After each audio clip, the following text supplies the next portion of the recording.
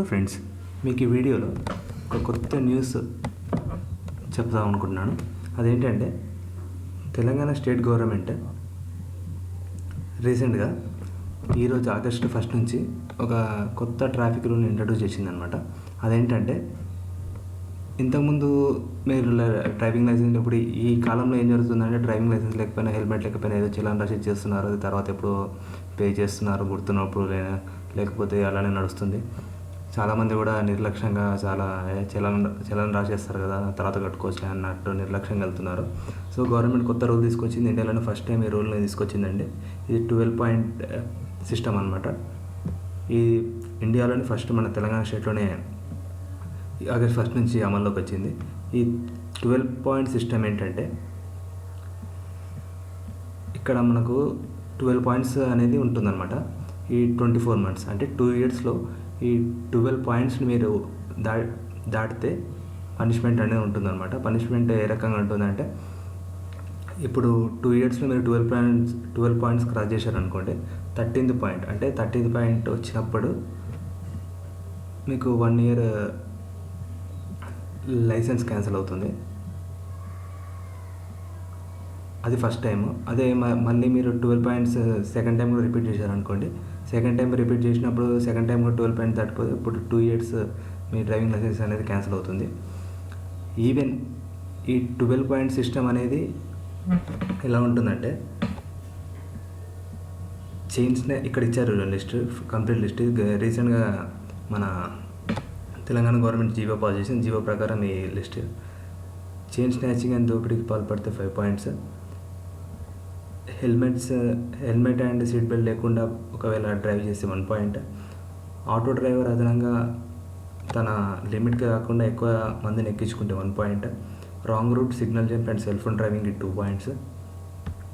ఇక్కడ bike drive చేస్తూ drink చేసి బైక్ డ్రైవ్ చేస్తే 3 points, డ్రింక్ చేసి 4-wheeler కానీ లారీ కానీ నడిపితే 4 points, డ్రింక్ చేసి ఆటో కానీ బస్ కానీ క్యాబ్ కానీ నడిపితే 5 points, ఇన్సూరెన్స్ లేకుండా బైక్ నడిపితే 2 points, ర్యాష్ డ్రైవింగ్ చేస్తే 2 points. ఇంకోటి ఇక్కడ ఐపీసీ సెక్షన్స్ ఉన్నాయి కదా, 279, 336, 337, 338. ఈ ఐపీసీ సెక్షన్స్లో ఎవరైనా కేసు నమోదే ఉంటే వాళ్ళకి 2 points. ఇంకోటి ఇక్కడ చూడండి, మొదటిసారి 12 పాయింట్స్ దాటితే 1 year లైసెన్స్ రద్దు అవుతుంది.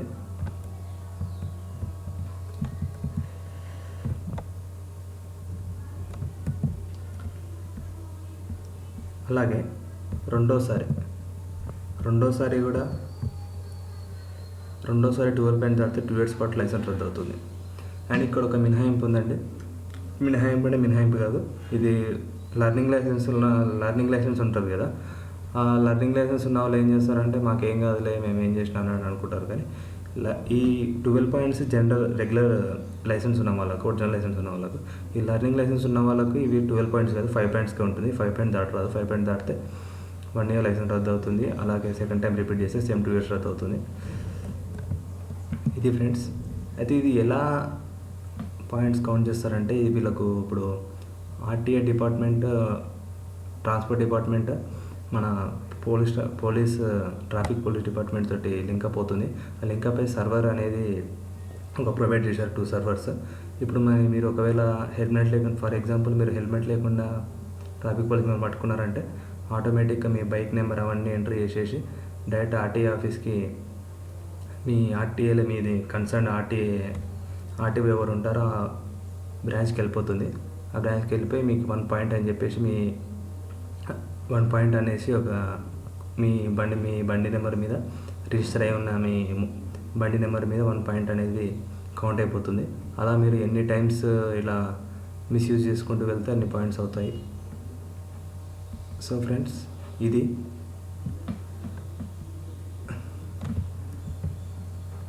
చాలా ఈ మధ్య ఆర్టీఏ ఎంవాలెట్ అనే ఈ ఛానల్ అని చెప్పేసి అందులో కట్టేసుకుంటూ వెళ్ళిపోతున్నారు. సో ఇవన్నీ ఇప్పుడు చెల్లవు అనమాట. ఎందుకంటే కన్సర్న్ డాక్యుమెంట్స్, అక్యురేట్ డాక్యుమెంట్స్ పెట్టుకొని వెళ్తేనే మీకు అవైలబుల్, మీరు ఈ పాయింట్స్ నుంచి తప్పించుకోగలుగుతారు. వన్స్ ఈ పాయింట్ అనేది స్టార్ట్ అయిందంటే 12 పాయింట్స్, ఇప్పుడు సపోజ్ 2 ఇయర్స్లో మీకు 12 పాయింట్స్ ఇచ్చారంటే 1 మంత్లో మీకు 12 పాయింట్స్ క్రాస్ అయినా మీరు అనేది ఇంకా నెక్స్ట్ 1 ఇయర్కి మీకు అలా ఉండదన్నమాట.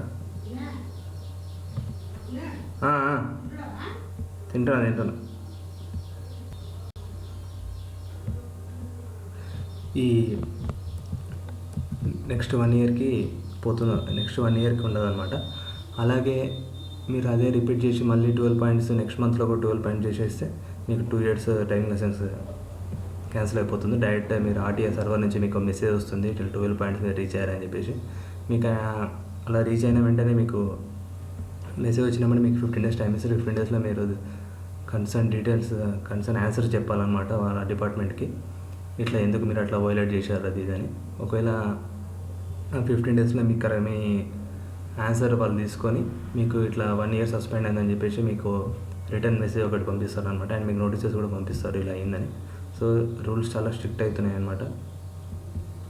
సో చాలా జాగ్రత్తగా ఇప్పుడు సిటీలో బైక్స్ కానీ కార్లు కానీ నడపాలి. ఎందుకంటే ఇంతకుముందు చలాన్లు రాగా కాదు, ఇంతకుముందు చలాన్లు ఎలా ఉంటుందంటే డైరెక్ట్ వాళ్ళు చలాన్ పే చేస్తుంటే ఎప్పుడప్పుడు మనకి ఇష్టం ఉన్నప్పుడు పే చేస్తుంటే. ఇప్పుడు ఇంకోటి, ఆగస్ట్ నిన్నటి వరకు మీ చలాన్ బ్యాలెన్స్ ఎంత ఉందో అంత అమౌంట్ పే చేసేయాలన్నమాట. ఇక్కడ వీళ్ళు వచ్చి వన్స్ మీరు ఒకసారి ట్రాఫిక్ పోలీస్ వాళ్ళు మిమ్మల్ని చెక్ చేసేటప్పుడు మీ మీద ఏమైనా బ్యాలెన్స్ ఉందంటే మాత్రం అది కూడా ఒక ఫైన్ లాగా ట్రీట్ చేస్తారనమాట. అలా మీరు అన్నీ క్లియర్ చేసుకొని మీ బైక్ మీద ఏం ఇష్యూస్ ఏమి ఉండొద్దు అనమాట. సో ఫ్రెండ్స్, ఇది ఈ 12 పాయింట్ సిస్టమ్ అంటే. కంగారు పడాల్సిన అవసరం ఏం లేదు. ఇప్పుడు కొత్తగా బైక్ కొనే వాళ్ళు డైరెక్ట్ లైసెన్స్ తీసుకుంటున్నారు, ఒక హెల్మెట్, డ్రైవింగ్ లైసెన్స్. మామూలుగా ఇప్పుడు ఏమవుతుంది, 2 వీలర్స్కి 40 రూపీస్ పొల్యూషన్ చెక్ అవుతుంది. ఆ పొల్యూషన్ చెక్ ఒక స్లిప్ తీసుకోండి. అదే కార్స్కి అయితే 60 రూపీస్ ఎంత అవుతుంది. ఒక డ్రైవింగ్ లైసెన్స్, ఒక పొల్యూషన్ స్లిప్, ఇంకోటి ఇన్సూరెన్స్ 2000 అబోవ్ ఉంటుంది. ఒక్కొక్క బైక్కి ఒకలా ఉంటుంది. మీరు కన్సర్న్ చేయించుకొని అన్ని డాక్యుమెంట్స్ పెట్టుకొని వెళ్ళండి. ఈ పాయింట్స్ నుంచి తప్పించుకోవాలంటే అదొకటే మార్గం, ఇంకా వేరే మార్గం ఏం లేదు. ఇంకో ముఖ్యమైన విషయం ఏంటంటే, మీరు 12 పాయింట్ దాటిన తర్వాత కూడా మీరు బైక్ డ్రైవ్ చేస్తే మీకు ఇంకా సివియర్ యాక్షన్ తీసుకుంటారు. ఈవెన్ జైలు శిక్ష పడే ఛాన్స్ కూడా ఉంటుంది. సో 12 పాయింట్స్ మీద పాయింట్స్ గురించి బాగా స్టడీ చేసి అన్నీ తెలుసుకున్న తర్వాత బైక్ తీసుకొని బయటకు వెళ్ళండి. ఇలాంటి ఏ వైలేషన్ చేయొద్దని కోరుకుంటున్నాను. ఫ్రెండ్స్, మీకు నా వీడియో నచ్చినట్టయితే లైక్ చేయండి.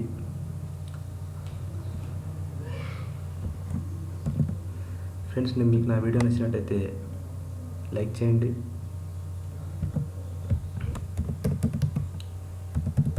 అలాగే షేర్ చేయండి.